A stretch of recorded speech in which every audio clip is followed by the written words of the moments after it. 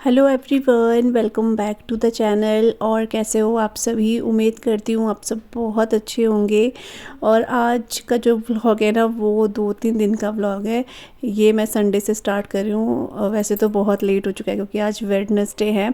तो कभी कभी ना देखो ऐसा होता है कि व्लॉग नहीं बन पाते हैं, कभी हमारा मन नहीं होता है और कभी होता है कि व्लॉग नहीं बन पाते हैं। फिर मेरे दिमाग में खासकर फिर यही रहता है कि मैं रिपीटेड व्लॉग, क्योंकि हमारी डेली लाइफ में वही चीज़ें हम लोग करते हैं, रोज़ ही वही होता है।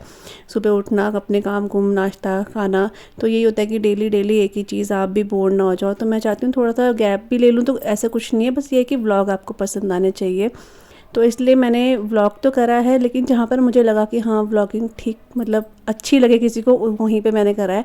क्योंकि होता है कि ज़बरदस्ती व्लॉग तो कर लो, फिर किसी को पसंद आए ना आए। इसलिए मैं सोचती हूँ कि व्लॉग चाहे 1-2 दिन गैप हो जाए, लेकिन जो व्लॉग है वो आपको पसंद आए। तो इस वजह से तो आज संडे का दिन है, मॉर्निंग का टाइम है, घर के जो काम हैं वो सारे हो चुके हैं।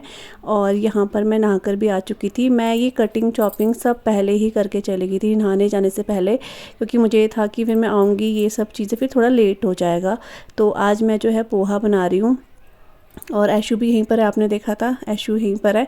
तो मैंने कहा चलो आज बच्चों को जो है पोहा बना देती हूँ, बच्चे खा लेते हैं पोहा, इसलिए मैंने कहा सिंपल सा बना देते हैं। और इसके साथ पिछले दिन आपने देखा था सैटरडे, तो मैंने मोमोज़ बनाए थे, उसमें से कुछ मोमो जो हैं बच गए थे, तो वो भी मैंने दोबारा स्टीम करके बच्चों को दे दिए थे। तो बच्चों को बहुत पसंद आए थे। तो मैंने इतने बनाए ही, हम लोगों ने मतलब मम्मी और मैंने मिलकर इतने बना ही दिए थे कि वो नेक्स्ट डे इन्होंने ब्रेकफास्ट में भी खाए और फिर इन्होंने शाम को भी खाए। मतलब कहने का मतलब ये है कि अच्छे खासे बना दिए थे, तो वो इतने हो गए थे कि इन्होंने सुबह शाम दोनों टाइम खाए। वैसे तो मैदा था, लेकिन यह है कि डेली मैदा नहीं खाते हैं, कभी महीने में खा लिया तो ठीक है, तो इसलिए अच्छे से बना दिए थे। यहाँ पर अभी आपने देखा मैंने इसमें हींग नहीं सॉरी जीरा और जो सरसों के दाने होते हैं वो ऐड कर दिए हैं। सबसे पहले जो आलू मैंने बिल्कुल छोटे छोटे कट करे हैं ना, उनको मैं अच्छे से पका लूँगी, क्योंकि आलू को पकने में ना थोड़ा सा टाइम लगता है। तो मैंने ढक दिया है उसको, जब तक वो सॉफ्ट होते हैं अच्छे से, तब तक यहाँ पर मैं क्या कर रही हूँ, जो मॉर्निंग के बर्तन हैं, जैसे कि हम चाय वगैरह तो पीते ही हैं, फिर उसके बाद थोड़े बहुत बर्तन हो ही जाते हैं, तो वो सब मैं यहाँ पे लगा रही हूँ। और ये मोमो का जो स्टीमर है इसको भी मैं अच्छे से रख दूँगी अब, क्योंकि इसका काम हो चुका है अब। तो जब तक यहाँ पे बर्तन वगैरह लगाए, तब तक जो आलू हैं वो अच्छे से फ्राई हो चुके हैं। और अब मैंने इसमें कड़ी पत्ता ऐड कर दिया है। पहले कड़ी पत्ता ऐड करो ना, वो जल जाता है, फिर अच्छा नहीं लगता है, तो इसलिए मैंने इसको बाद में ऐड करा है। और कड़ी पत्ता का जो पेड़ है थोड़ा सा अच्छे से ग्रो हो गया है वो, तो आंटी के घर में ही है, लेकिन वो इधर की साइड रहते हैं, तो आंटी भी यूज़ करती है, हम भी यूज़ करते हैं। और ये इतने सॉफ्ट थे ना पत्ते, क्योंकि बिल्कुल नए नए अभी आए ही हैं ये, तो बहुत अच्छे से सॉफ्ट थे एकदम से। ये जले भी नहीं, सबसे अच्छी बात है जले नहीं, क्योंकि वो जला जला था फिर खाया भी नहीं जाता है। क्योंकि कड़ी पत्ता हम लोग इसमें डालते हैं तो ऐसा नहीं कि सिर्फ फ्लेवर के लिए, हम लोग फिर उसको खा भी लेते हैं पोहे के साथ, अच्छा लगता है, वैसे भी अच्छा होता है कड़ी पत्ता बोलते हैं। और इसके बाद आपने देखा मैंने कुछ मसाले तो वही हैं, इसमें हल्दी ही ऐड करी है, नमक ऐड करा है, टमाटर ऐड कर दिए हैं, और उसके साथ ही बस इसमें थोड़ा सा चीनी भी ऐड करिए, क्योंकि मैं खट्टा मीठा जो पोहा होता है ना उस टाइप का बनाऊंगी इसलिए। और उसके बाद मैं आपको बाहर लेकर आई हूँ, यहाँ पर थोड़ा सा आपको दिखा देती मैं, जो मम्मी ने इस जो आप क्या बोलेंगे इसको, थर्माकोल का जो ये बॉक्स है, इस पर जो धनिया मम्मी ने खुद से उगाया था ना, तो वो देखो इतने छोटे छोटे से इसमें आ चुके हैं। तो मम्मी ने इधर रख दिया था, क्योंकि मम्मी ने कहा अगर बाई चांस बंदर आए उछले तो हम इसे अंदर रख सकते हैं, क्योंकि बंदर नुकसान तो करते हैं, उनके बच्चे कुछ ज़्यादा से शैतान होते हैं, तो वो ये उखाड़ भी देते हैं, यही होता है। बाकी तो सारी चीज़ें अभी ऐसी है, हल्का फुल्का धनिया, मेथी और पालक थोड़ा थोड़ा होने लग गया है। अभी कितना होता है पता नहीं, लेकिन थोड़ा बहुत हो चुका है। तो बस अब अंदर चलते हैं। और यहाँ पर मैंने चाय भी चढ़ा दी है, क्योंकि पोहे के साथ ना चाय अच्छी लगती है, तो मैंने ज़्यादातर चाय बनाई है यहाँ पर। और जो ये मसाला है ये भी अच्छे से गल चुका है, मतलब बस मसाला मीन्स के टमाटर जो हैं सॉफ्ट हो चुके हैं। तो बस अब इसको मिक्स करने के बाद इसमें जो मैंने पोहा वॉश करके रखा है वो मैं इसमें ऐड कर दूँगी। और मूँगफली भी मैंने पहले ही जो है रोस्ट करके रख दी थी, तो वो भी इसके साथ ही ऐड कर दूँगी। और नमक वगैरह जो है बस इसमें मैंने पहले ही ऐड कर दिया। अच्छे से इन चीज़ों को ना मिला लेंगे, और थोड़ा सा नींबू का रस भी ऐड करूँगी। तो नींबू का रस तो यह है कि नींबू तो नहीं है, लेकिन मैंने इसको स्टोर, जब हमारे घर में नींबू लगे थे तो मैंने उसका जूस जो है वो स्टोर करा था एक कांच की बॉटल में, तो कभी कभी हम लोग इसको यूज़ कर लेते हैं, तो वो ऐड करा। उसके बाद जो रोस्ट करी थी मूँगफलियाँ वो इसमें ऐड कर दिए, अच्छे से मिक्स कर दूँगी। और अब मैं लास्ट में क्या करती हूँ ना हमेशा, कि इसमें हल्का सा छींटे आप बोल सकते हो पानी की दे देती हूँ, इससे क्या होता है ना, जब मैं इसे ढककर पकाऊंगी ना, ये बहुत ही सॉफ्ट पोहा बनता है, ऐसे हार्ड नहीं लगता है खाने में। तो इसलिए, और अब मैं सबसे पहले जो है बच्चों को दे दूंगी नाश्ता, उसके बाद पापा और हस्बैंड को। पापा तो खैर पोहा नहीं खाते हैं, तो उनके लिए मैंने मक्की की रोटी बनाई थी और हम लोगों ने फिर पोहा खाया था। वैसे मेरे हस्बैंड भी इतना खास पसंद नहीं करते हैं, लेकिन एक दो बार उन्होंने खाया ना तो उनको अच्छा लगा, तो उन्होंने कहा मैं भी पोहा ही खा लूँगा, नहीं तो फिर उनके लिए भी मैं रोटी या कुछ पराठा बनाती। और लेकिन पापा को इतना खास पसंद नहीं है, तो इसलिए पापा के लिए मैंने रोटी बना दी थी। और यहाँ पर हमारा पोहा जो है बन चुका है। ये मिर्चें मैंने फ्राई करके पहले ही निकाल दी थी ताकि ज़्यादा मिर्चें ना हो, तो इसको हम बाद में खाएंगे। मुझे हरी मिर्च बहुत अच्छी लगती है पोहे के साथ, तो मैं पहले ही फ्राई करके अलग कर देती हूँ।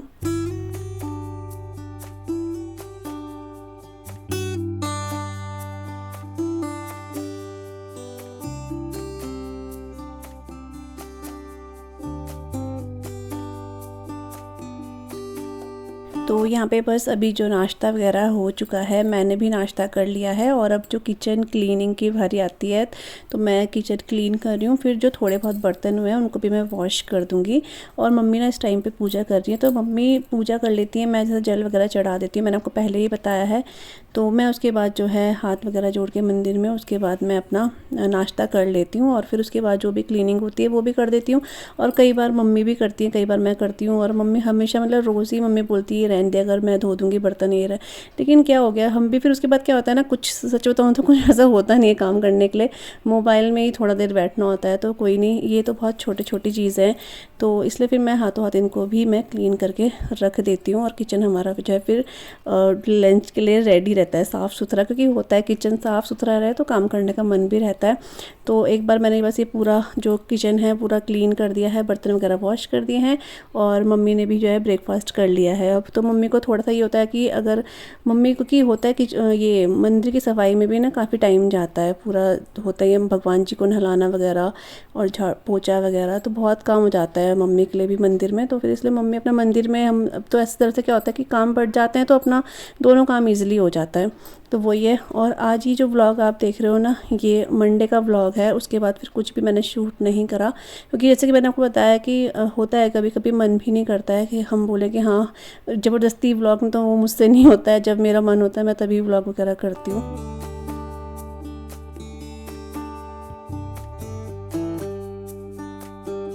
टाइम हो रहा है अभी 12:30 बजे हैं और आज मंडे हो गया है।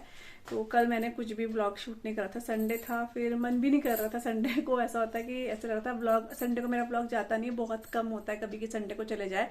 तो संडे को व्लॉग थोड़ा सा शूट करा था मैंने, ब्रेकफास्ट वगैरह बनाया था, उसके बाद कोई भी व्लॉग नहीं बनाया। तो मैंने कहा चलो आज व्लॉग स्टार्ट करते हैं। और आज अभी थोड़ी देर पहले, मतलब अभी 5-10 मिनट पहले ही मैंने जो है व्लॉग की एडिटिंग वगैरह करी है, वॉइस ओवर नहीं करा है लेकिन एडिटिंग कर दिया है।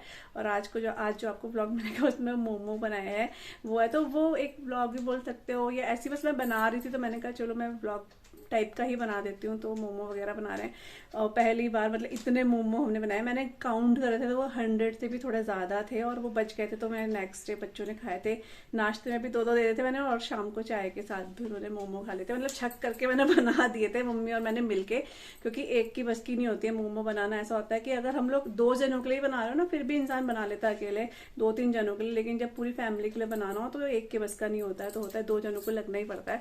तो मम्मी ने हेल्प कर दी थी, तो मम्मी ने जैसे बेल वगैरह दिया तो फिर मैंने भर दिए थे, तो इसलिए बन गए थे। तो हम लोगों ने वही कल परसों वही खाया था। जो लंच है ना, लंच वगैरह मैं ऐसा कुछ नहीं बना रही हूँ, क्योंकि कल हमने लौकी और चने की दाल बनाई थी, वो है, उसमें मैं तड़का लगा दूंगी तो वो हो जाएगी। तो इसलिए मैं लंच वगैरह कुछ नहीं, बस राइस चढ़ाऊंगी, वही है। और हस्बैंड तो मना करते हैं राइस नहीं खाऊंगा, मेरे रोटी बनाना, तो इनके लिए फिर रोटी बना दूंगी।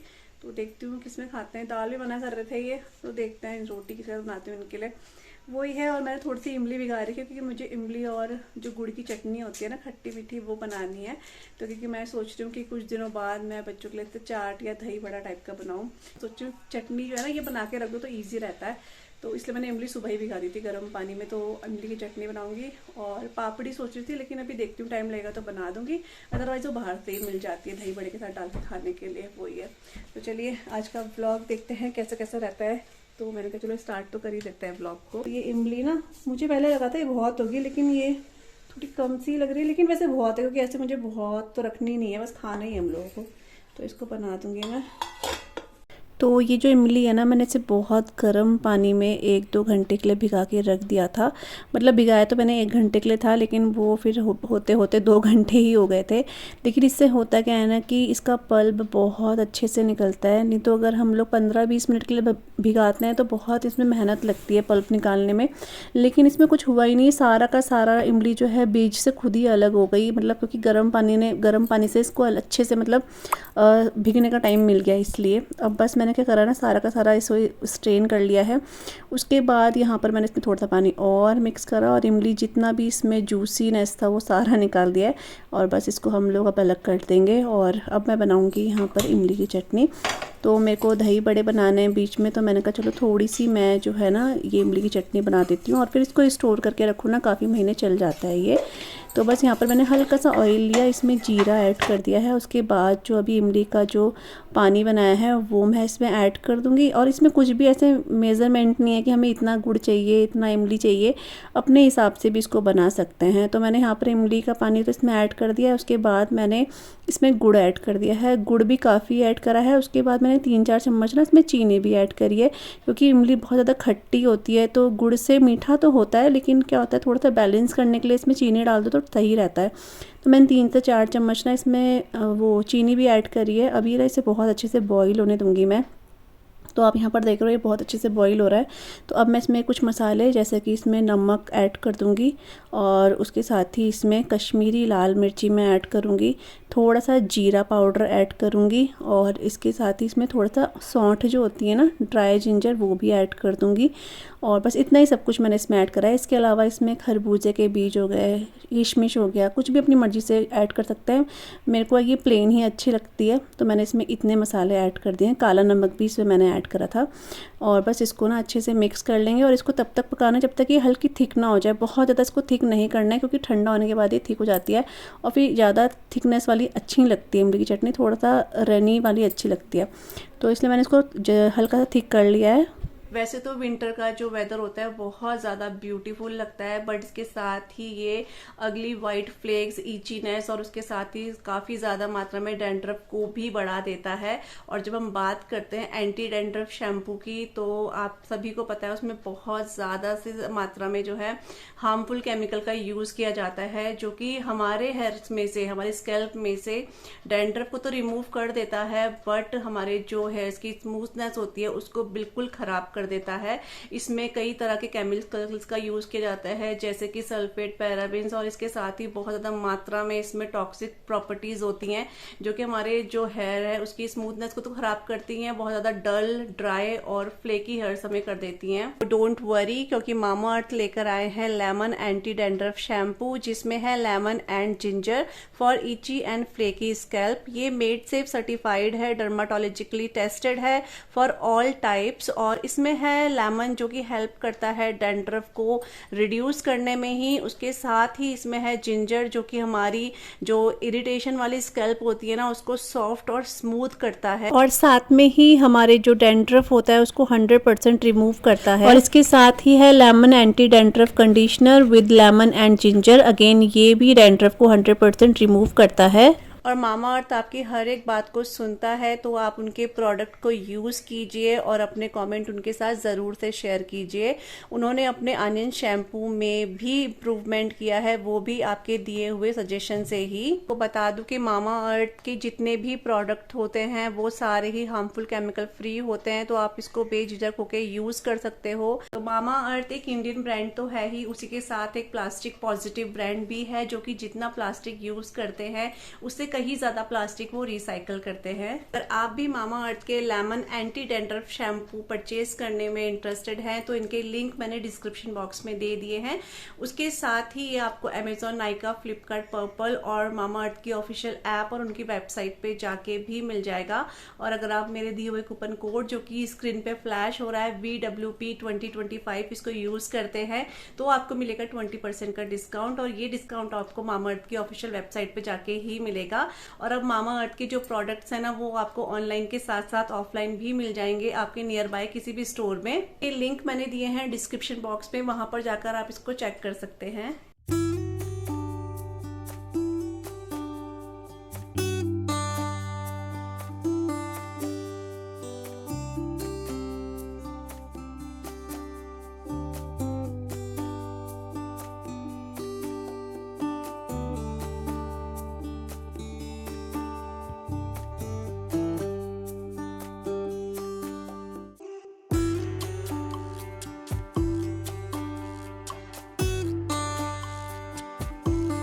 और आज जो है उसका भी नेक्स्ट डे हो गया, मतलब आज जो है ट्यूसडे हो चुका है।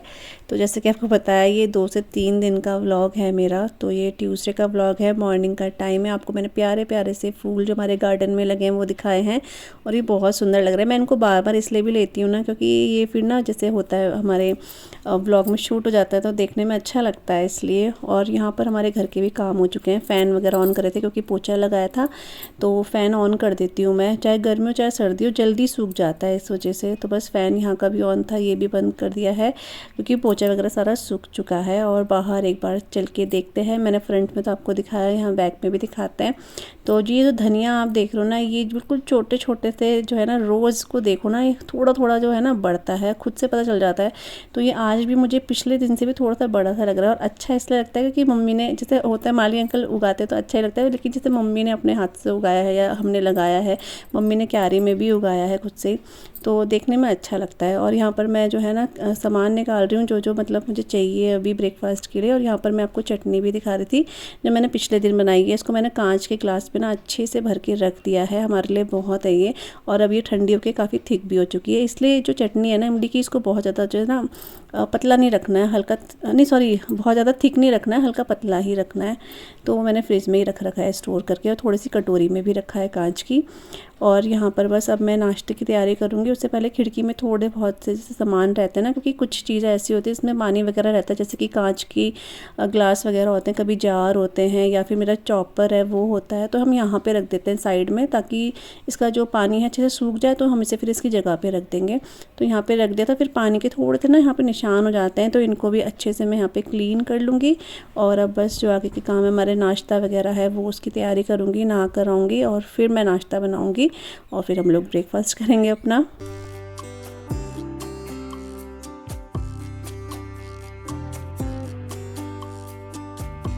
तो नाश्ता वगैरह करने के बाद और थोड़ा सा ऐसी बस बैठे हुए थे, तो उसके बाद यहाँ पर कुछ मैं सीढ़ी लेकर आ गई हूँ। तो सीढ़ी हमारी नीचे ही थी आजकल, क्योंकि मैंने इनको मना कर दिया था ऊपर रखने के लिए। मुझे थोड़ा सा यहाँ पे ना देखना था एक्चुअली कुछ, क्योंकि मुझे पता था मैंने गर्मियों में यहाँ पे कुछ चीज़ें रखी हैं तो उसमें से कहीं गर्मियों के कपड़े ना हो, इसलिए मुझे एक बार चेक करना था।